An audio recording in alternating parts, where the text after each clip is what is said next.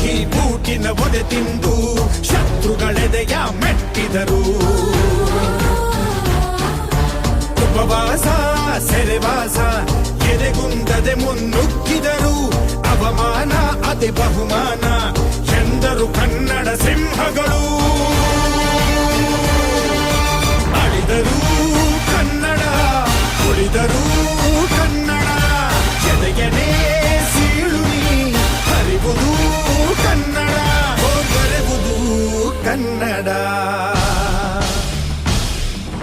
ನನ್ನ ಮಣ್ಣಿದು, ನನ್ನ ಮಣ್ಣಿದು, ನನ್ನ ಮಣ್ಣಿದು ಕನ್ನಡ ಮಣ್ಣು. ನನ್ನುಸಿರಲ್ಲಿ ಕಂಪಿಸು ಮಣ್ಣು, ಧಮನಿ ಧಮನಿಯಲ್ಲಿ ನರ್ತಿಸು ಮಣ್ಣು. ವಿಶ್ವಮಾನವತೆ ಸಾರಿದ ಮಣ್ಣು ಕನ್ನಡದಿ ಈ ಪುಣ್ಯವತಿ.